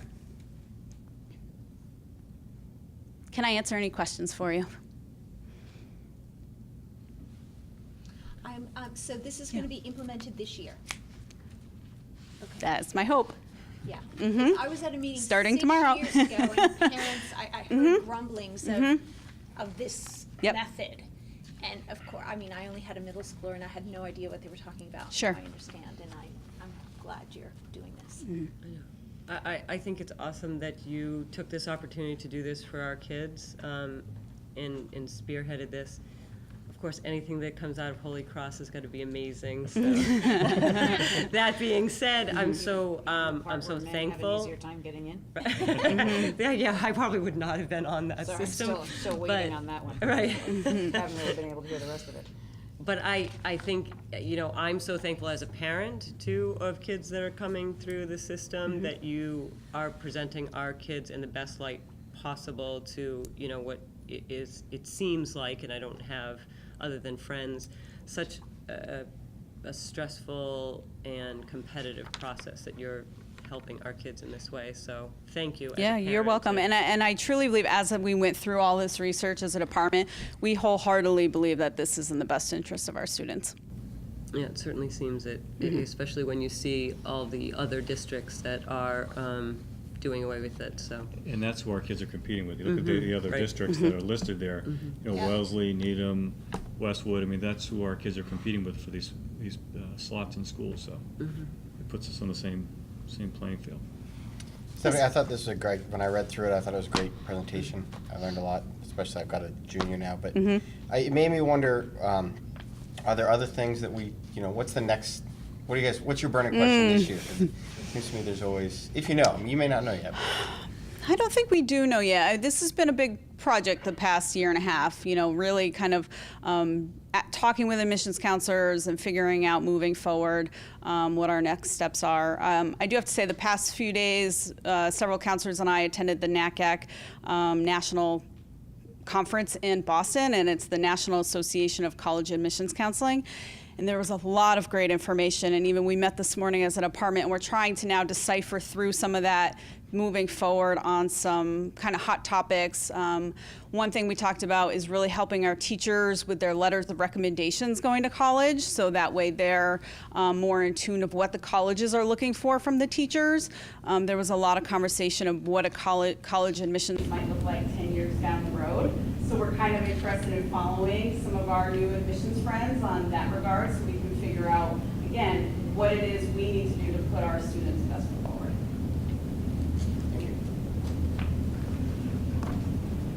Thanks, Stephanie. Thank you so much. Thank you. Thanks, Robert. So the next. Lights on that. So just to give you a sense of the end of the year report each year that we must do as a school district and submit to the state, that's what our per pupil spending is based on. And we have a great relationship with the town, so Michael works really well with the town side on this and gets it in on time, which is great. So we appreciate that, Michael. And I know that he'll be able to answer any questions you might have. Absolutely. So we did the end-of-year closeout for our operating budget. We came in at 99.98% of our budget was expended. I believe we returned back under $14,000 to the town, so that those dollars go in free cash. The process starts. 14,000? About $14,000. I thought you said 114,000. No, 14,000. Okay. So the process starts in May when we start closing out all our purchase orders. We go out to all our vendors, make sure that all our invoices come in within 30 days of closeout, which is May 30th. That process ends up going all the way through July, and then we start the process of putting together our end-of-year report. So we look at our payroll, we look at our non-payroll. On our payroll side, we usually have to encumber teachers' summer pay. So we go and we look at every individual teacher. We go through which teachers are on a, have asked us to go on a 22 pay period schedule or a 26. We calculate all that. And that's the most difficult portion of it because we want to make sure that we get all those dollars correct. We went over on our payroll side this year, but we were under on our non-payroll side, and so we were able to balance that out. We knew that coming into the end of the year that was going to be the case with just some of the hires. It's the other way around, isn't it? Okay. So we're balanced for fiscal year 17, and then we move forward to the fiscal year 18. In order to close out fiscal year 18, we also had to look at our revolving accounts. So we had to make sure we received all our gifts, because we receive a lot of gifts from different organizations. So we had to make sure that those were all in, and most of those had spending on a certain time period. We had to look at our grants, our federal and state grants, to make sure that those are also closed out. Difficult part about federal and state grants are that our fiscal year ends June 30th, but the federal grants fiscal year ends August 30th.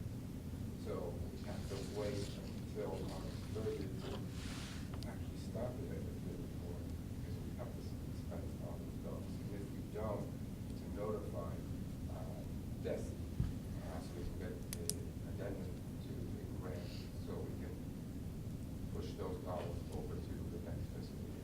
So we do have some work to do between, June and September to get everything done. I can tell you that the report is completed.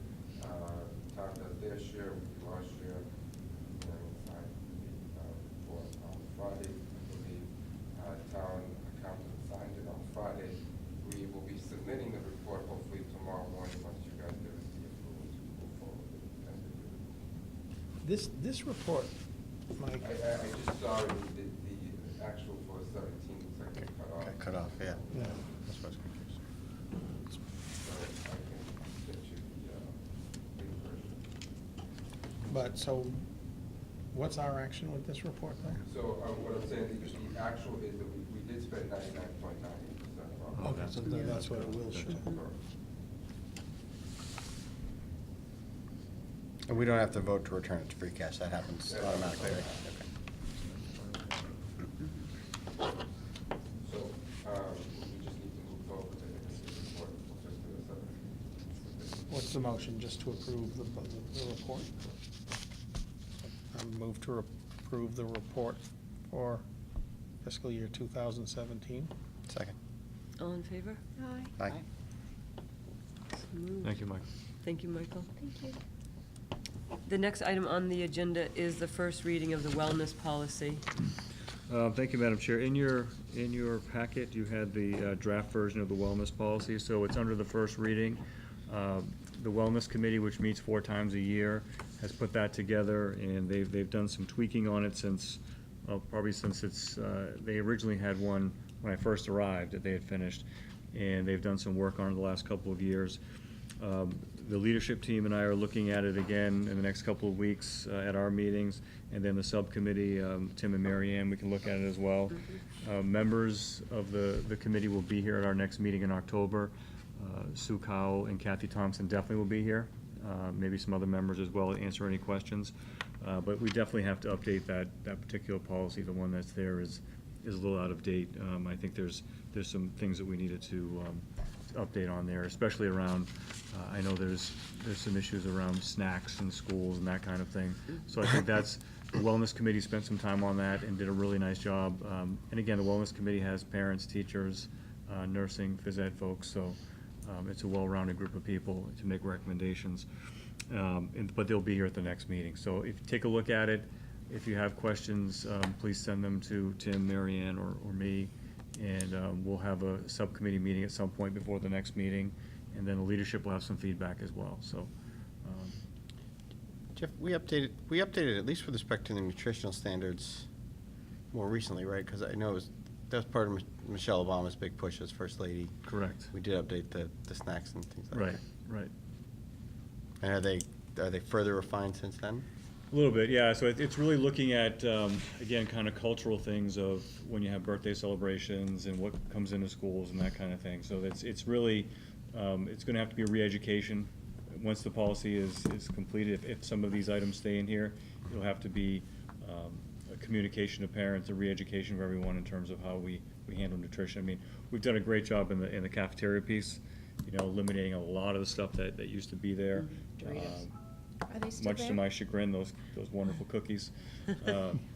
But I think, when you look at. That's why my daughter never asks for lunch money anymore. When you walk into that high school and the other schools and you see the lunch that's there for kids now, Yeah. you have the smoothies, you have the fresh vegetables, the fresh fruit every day, it's totally different, so, well, for the better, I mean, it's great. So I think that's where, the salad bar every day in the middle school and high school, and but we may need to do some refining before. I just discovered my kid is buying an apple every day for snack, which is great, except that we have those at home. It's not like an exotic fruit that you've never seen before. I Well, can give you one. you know, what we did, we started a couple of years ago doing the farm to school project, right? Right, So we I saw get that, yeah. local, we get Lanny orchards, we get tangerinis, so we have Right. really good apples and fruit, so we buy directly from them. Instead of the government surplus stuff that we know where the apples come from, but, so we get all the local stuff now. Yeah, good. What's at the Riley's house, that's where it is. Right. That's why he's not taking the apples. Exactly, kids got higher standards. That's all I have on the policy. Okay. So the next item is other items since posting on September 14th. I No, do we- not have any other items there. Just a funny little. So that's the other, in terms of, I mean, you know, things happen between the time you post a meeting on a Thursday till the meeting on Monday, so that just, just gives us some leverage there.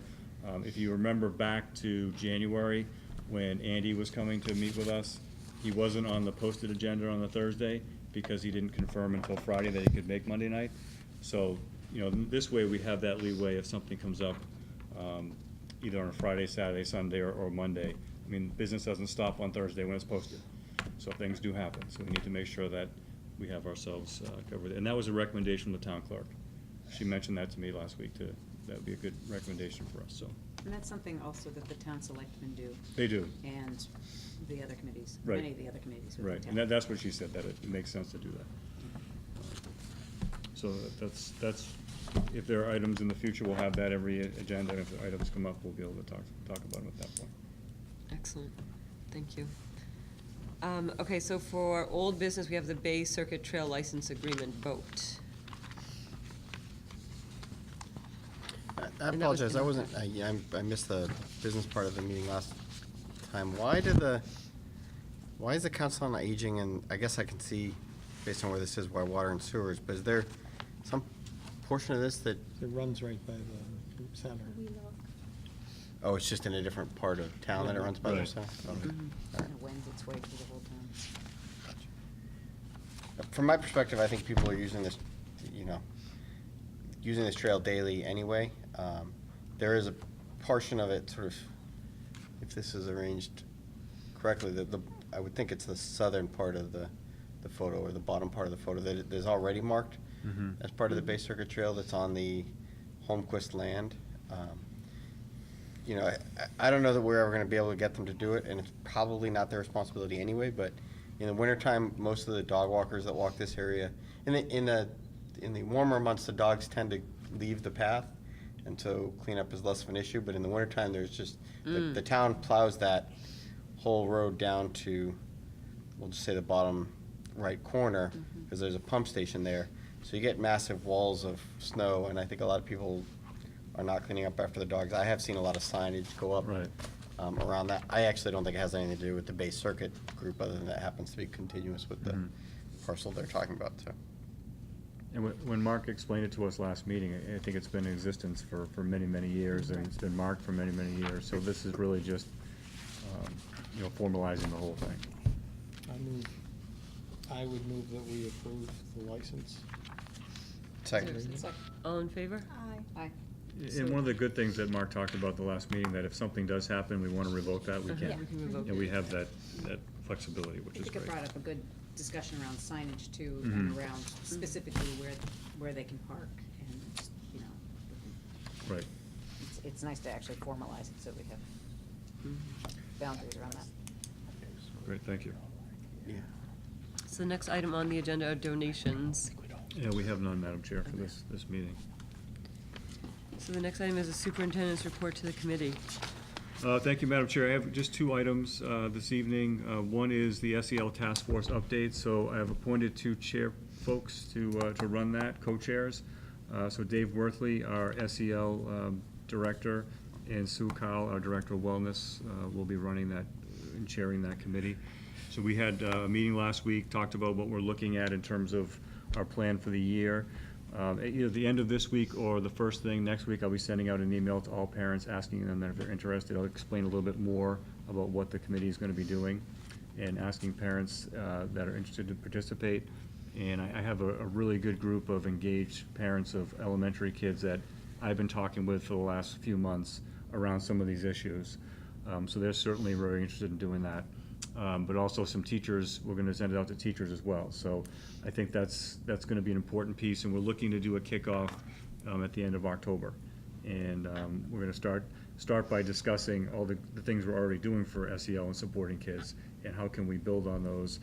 Some of the topics that we discussed at our meeting with Dave and Sue, we're looking at homework in the district, and a couple of things, looking at homework policy as far as school committee policy, but also consistency, looking at homework as a whole for elementary.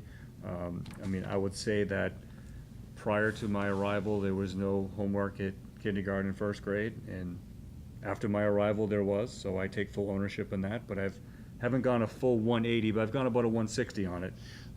You know, basically looking at the research in the last 4 years and starting to see that when you look at the student achievement, there isn't a huge impact with younger students in their homework. And when I say homework, I mean written homework, worksheets, those kinds of things.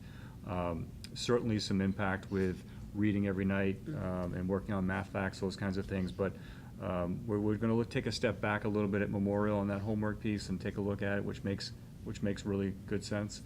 And then look at it at Wheelock as well. But then as we get into the older grades, making sure that we can have a conversation with teachers and everyone that we have a consistent homework policy throughout the district, and that there's communication so that one teacher isn't giving a lot of homework, another teacher on the same night, so kids are buried in homework. I mean, that's what we're trying to avoid, is that whole piece. So we're gonna have those conversations. So homework is definitely a big part of that.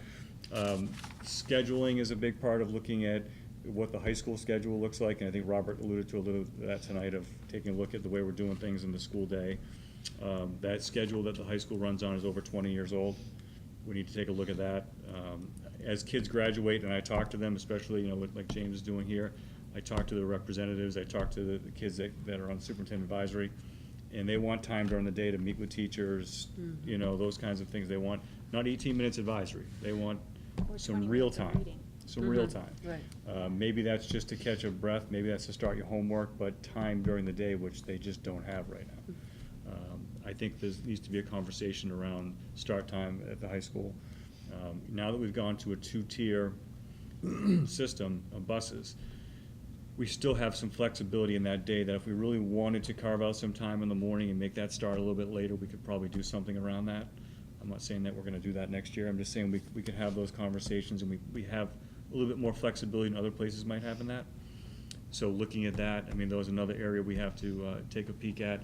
And then, you know, staff and student stress, looking at that again, you know, how we can support teachers and how can we support kids, and what are some of the mechanisms we can do for that. So a lot of stuff, and it's a really broad area to discuss when you mention SEL. So I guess the first couple of meetings of this task force is really to focus what our conversation is going to be around this year. And this is going to be a multi-year, obviously, task force. Because it's the vision, you have the task force, but then elementary homework and high school homework, and those are two different, and, you know, so are they just going to be obviously split up and come together? Yeah, I think we talked about having some subcommittees there, you know, Yeah. because there's certainly people that have a vested interest in elementary and who have secondary. yeah. So that you can have subcommittees working and reporting to the whole group at the meeting, and try to, that way we get work done, and we're not Yeah, just exactly. a stalled group. I mean, I think everyone here knows that if we have a committee, something's gonna happen at the end of it. We're not just meeting for meeting's sake. Yeah. As I said to Dave and Sue, we have a committee because at the end, there's change. It's not just to talk about it and say, okay, and then we keep doing the same thing. So there will be some change during this process at some point this year, and next year will be the same thing. There'll be some change there. But the important thing is getting community engaged, getting teachers engaged, getting you folks that are on the committee engaged, and make some of those decisions that what's best for kids. So that's the whole idea behind it. I think we're gonna get some really good people, the folks that have contacted me already that I've been in conversations with. You know, they have a wide variety of backgrounds, whether it's in mental health or education or nursing or medical field, so I think we'll have a good group. So I'm looking forward to it. I get a little concerned, Jeff, that the mandate for that group, it already sounds too broad to me. You know, issues like homework touch on they touch on social emotional issues, but they touch on so many other things as well. Start Assessment, time, instruction, I mean, there's a lot there. Start time to me, I mean, I understand that, it takes, we've been through this, it takes a long time to build consensus around things like that, but it doesn't seem to me like, high school start time is something schools been looking at for a while around here. There's a lot of, research around that. That may, not all of it may pertain to us in Medfield, but I think there's a lot that talks about at the secondary, middle school and high school, Absolutely. or at least secondary level start time. So I'd hate to see this task force sort of, I mean, you could talk about, you can make an argument that the science curriculum has an impact on social emotional learning. You could sort of make an argument for anything being in there. And I worry that it already sounds to me like we may be giving too much over to that group, that I think to have a real impact ought to be a little more focused. But having already said I can't serve on a, I don't want to be overly critical of it. Right. Some of those issues, like in particular, I think about start time, because I think we are starting to get a little bit behind what other districts are doing. And to think about, putting that kind of issue with that kind of committee, it's almost like, Congress referring something to a committee, it could be buried there for years. Yeah, I mean, I think that part of the goal of those first meetings is to focus that conversation so that we're not, like for instance, with the faculty advisory, there's a zillion things the faculty advisory we could be talking about, and last year we focused on one item and we met every month on it and came up with a product at the end. So I think we're gonna try to do that with that task force as well, which becomes increasingly more difficult when you have lots of stakeholders involved. So I think that's gonna be the trick of the co-chairs and, working with them and trying to get that. I mean, I think, Chris, the fact that our high school schedule is 20 years old says we're behind a lot of stuff, so. I also think that sometimes having been on one of these committees previously, just as a regular Joe citizen, one of the things that you really have to realize is that how much true buy-in is really important, and being able to sit around, because yes, the research shows that later start times really do help our kids, but not everybody's on that train, so then it's really important, particularly in the touchy-feely world of social emotional learning, to have people really feel as though they're invested in that, because if you aren't invested, then it's not going to work, or it's going to be a really rough first year, one that kind of hurts everyone. So there is a little bit of a process part to this, that we do have to figure out what's. Right. That's really why the important elementary and school drill day took a down. year and a half. But at the right? same And time, we it have takes to a kind of long- acknowledge that people do Right. feel ambivalently about things. Right. Yeah, I guess that's my concern, is that, the elementary school day took a year and a half, and I know there were a lot of associated issues, not least of which collective bargaining issues associated with that, but I do worry about some of these issues being sort of referred out to committee and Yeah. it taking too long. No, that- I mean, that's As good you say, recommendation. the schedule for Absolutely. 20 years is, that means you and I could arguably, I guess not. Not Yikes, I was like, our Some math of the younger might be a members little on off. the Very committee. kind, but. Maybe Sharon, but. Nice try. not you and I. He's got more hair than me, he could pull it off. Thank you. No, thank you, Chris, I appreciate that. Can I ask, is there an intent to look at sort of assessment and screening and kind of, finding the kids that stress is really impacting versus the kids that handle it well, or resiliency, or is it gonna be more focused on just sort of policies and changes around? No, I think that's gonna be a component, because I know that we started assessing kids in 7th and 9th and 12th grade right now, and getting a good sense of where they are in terms of needing help for anxiety, depression, those kinds of things, so that we've done that work, and that will be a component of some of the things that we're doing, but whether or not we're gonna do full assessments of all kids, we're not sure yet. But that's definitely something that. But is the task force gonna look at that issue, or? Yes, absolutely. okay, yeah. Yeah, because that'll be one of the things that we talk about, what we're doing already, Yeah. some of the work that we're doing already with assessments of kids and identifying kids. So are we gonna have students on that? Yes, Good, Yep. thanks. How big is it, roughly? it's gonna be a big group. Like 30? No, it's gonna be about 20, 20? yeah. Yeah, it's gonna be about a big group. So how are you gonna advertise recruiting people? So an email to parents, an email to teachers, asking them to just write a letter to, or a statement of interest to Dave and Sue and me, and then we'll go through that. I mean, I already have some people, obviously, that have been involved in this for a bit that will definitely be on it. And how about students? I'm gonna work with Robert and Stephanie, Okay. and probably Jeff and Heather as well, but, Cool. yeah. So How is far this? down can we bring that?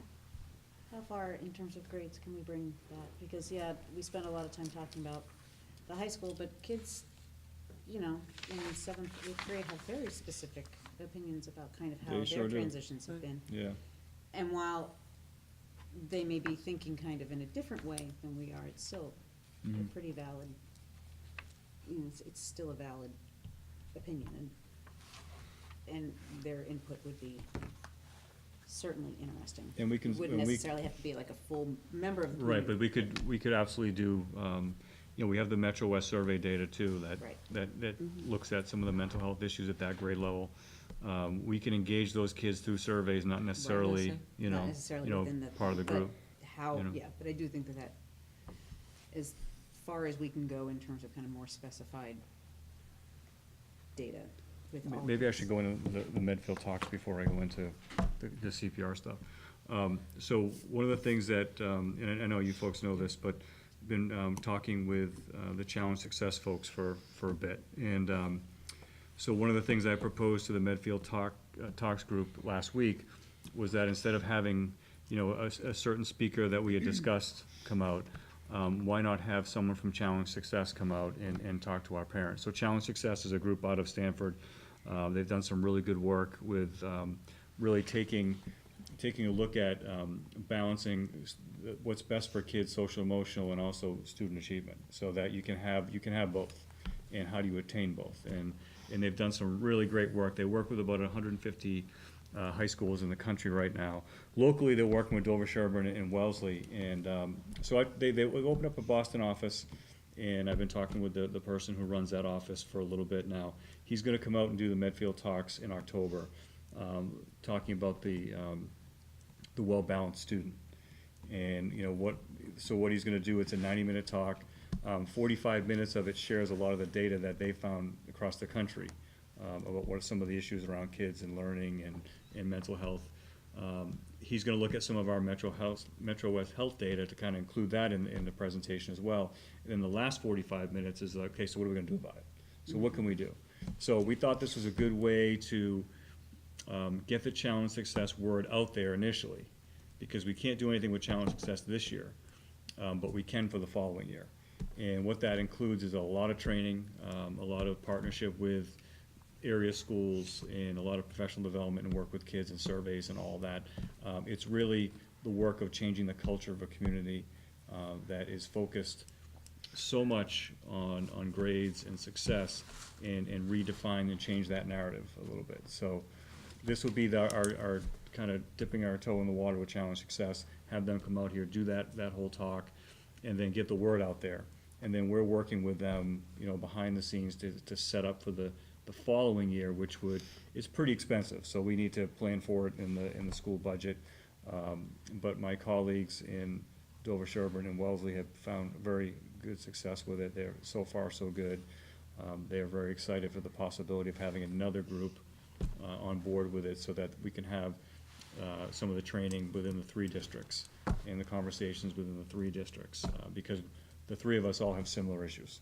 We have the very, you know, similar clientele, similar kids, similar expectations. So this would be a great way to bridge those 3 communities and do some work around that. So it ties in a long way of saying that part of Challenge Success is working. They have an assessment and surveys that they do, that we could use that data as well in this group, not this year, but in coming years, and that can drive some of what we do too. So using Metro West and the data we get from them. So I the think talk- that's sorry. So the talk will happen first, and then the first meeting will happen afterwards? So in order to participate, they have a fall and a spring, so you have to participate in both. The fall one is at Stanford, which was part of the issue, was kind of cost prohibitive to send a team out there for a week and all the training.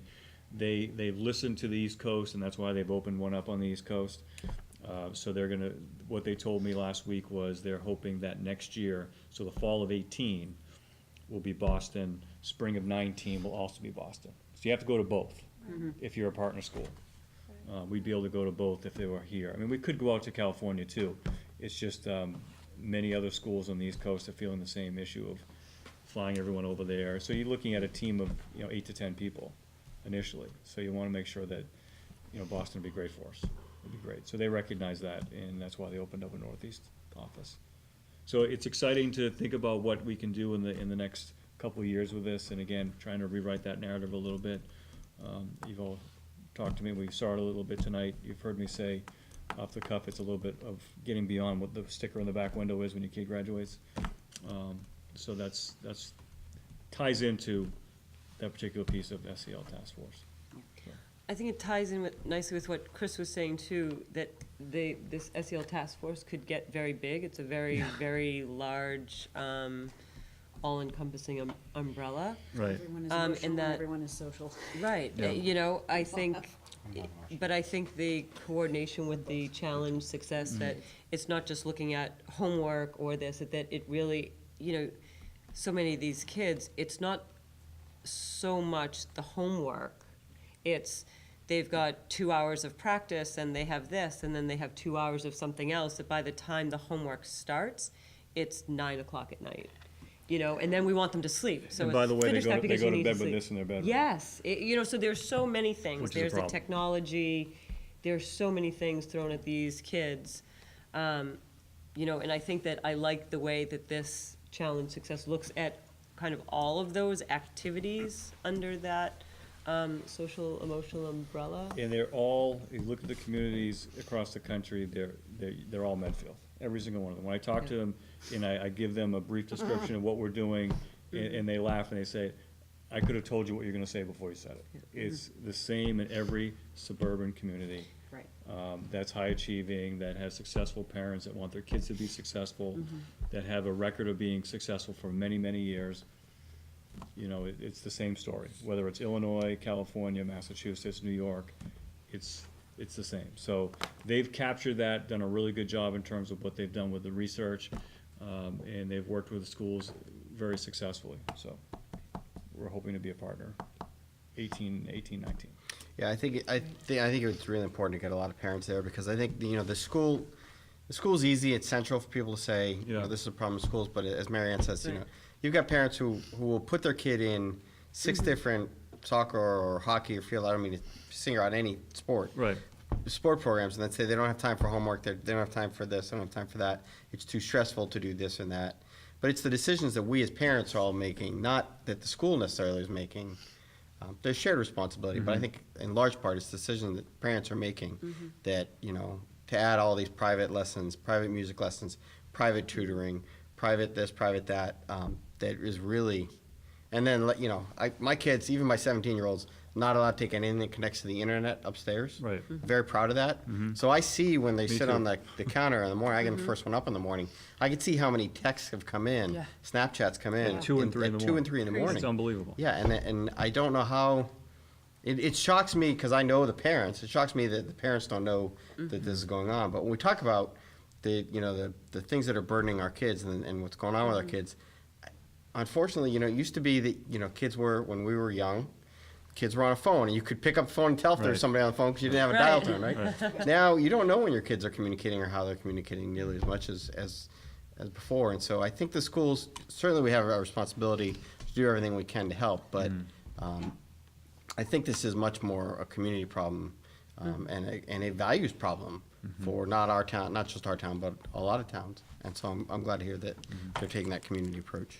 At the PTO meeting the other night, one of the parents of a senior said, you guys had the cruise on the Thursday night, and we had school the next day, and there were homework assignments due, and then, but this is as you said, a cultural thing, and it's so entrenched, so that some of those kids came home, I don't know, what time do you guys come home, 11, 12 o'clock at night?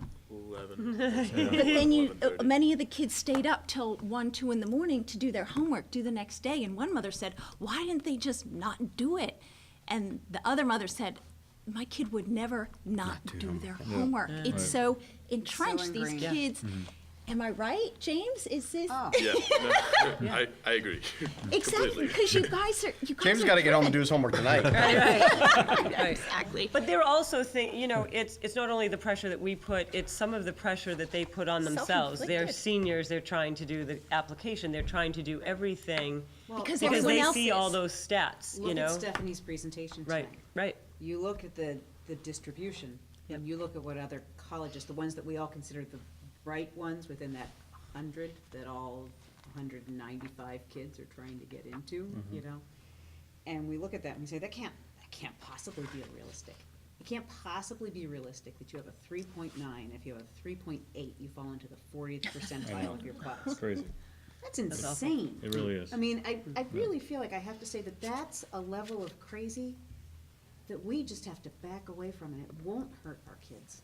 It won't, because what we're doing hurts them more.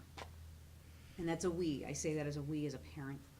Right, well, I love that, the combination of parental education too, and kind of reframing how we think, because I'm the first one who's guilty of, you gotta finish that homework, you gotta do this, you gotta do that, and then you realize that they also have to sleep. Ideally, you'd want them to sleep 8 hours, so you can't do everything, right?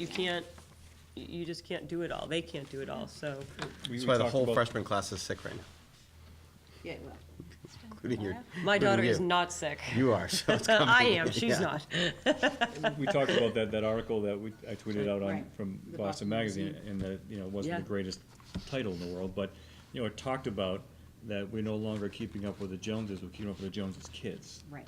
And that the way the culture has just changed, that we have to, make sure that they're taking this music lesson, this, going to that art class, making sure that they're going to hitting school for, baseball, and it's just out of control, and it's everywhere, it's everywhere, so. It is.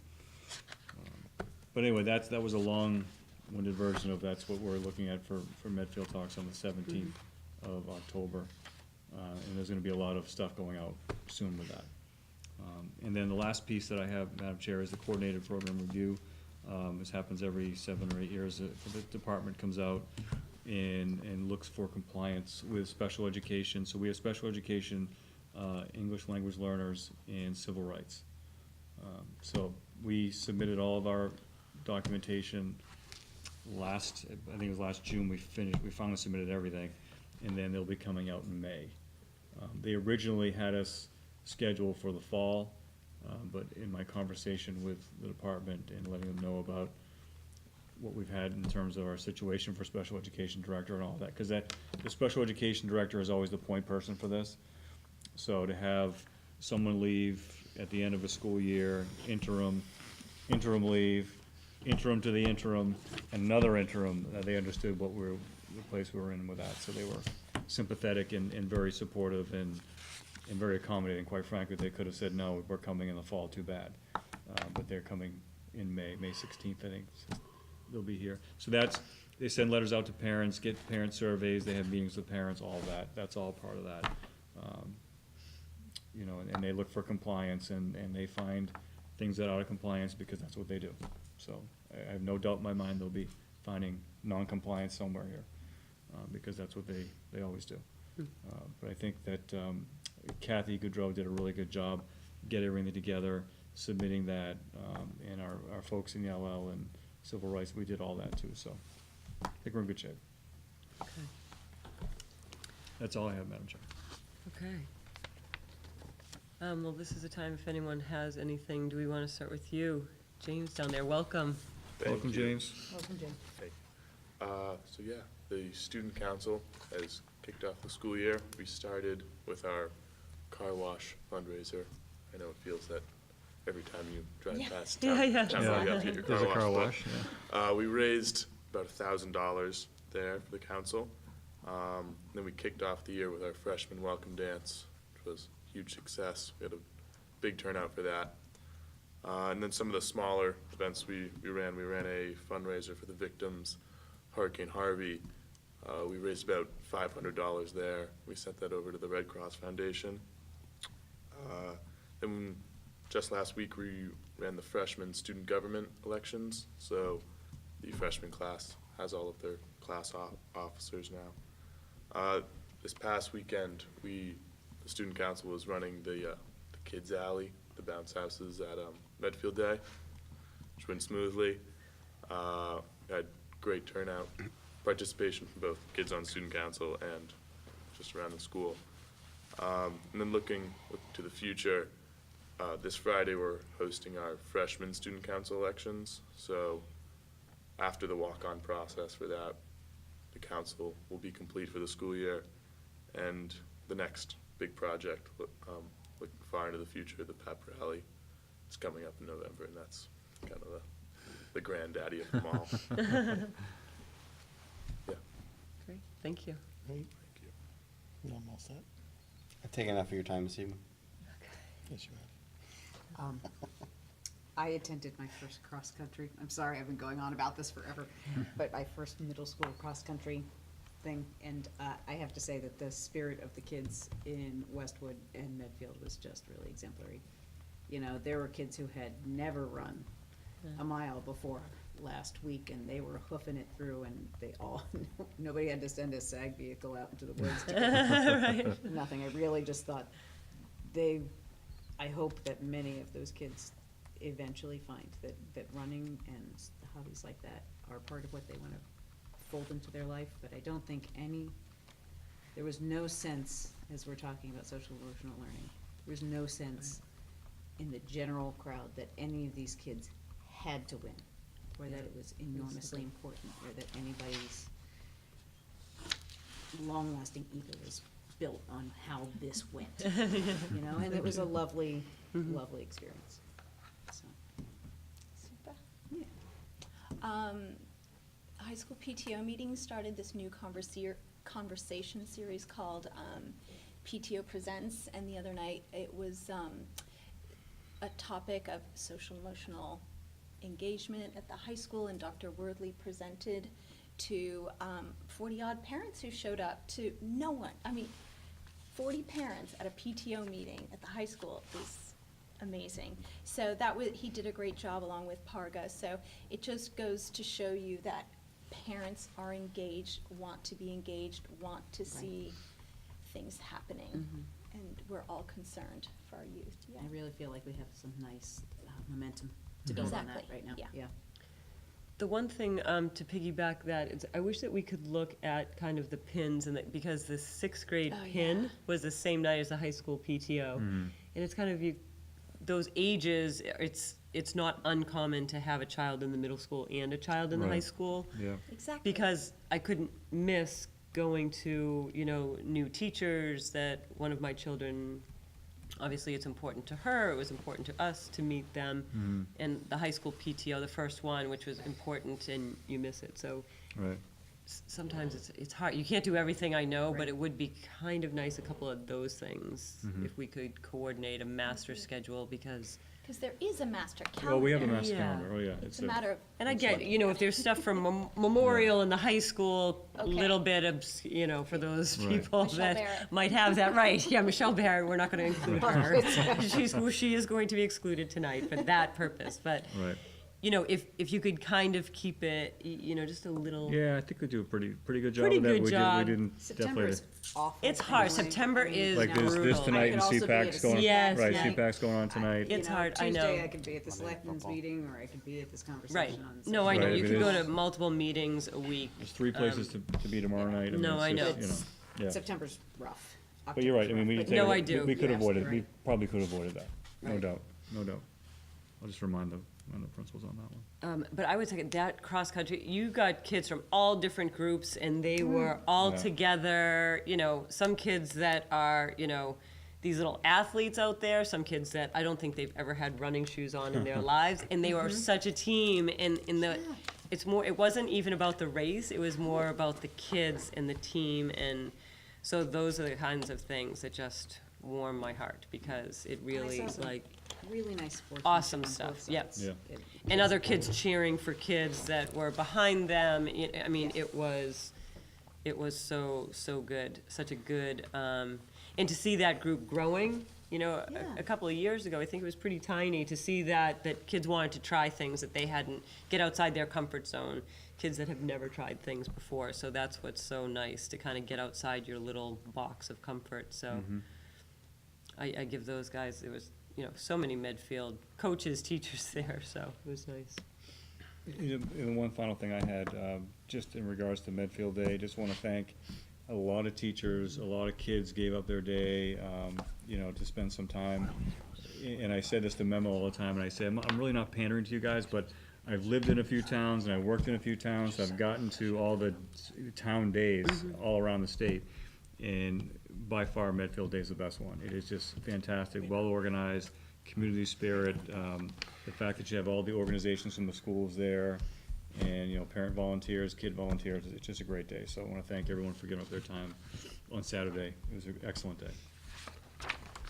Okay, so future agenda items are the MWAHS presentation, the student activity policy, and the superintendent goals. Our next meeting is Monday, October 16th, 2017. Is there a motion to adjourn? So moved. Second. Second. All in favor? Aye. Adjourned. Basta. The preceding was a production of Medfield TV, Community Shows.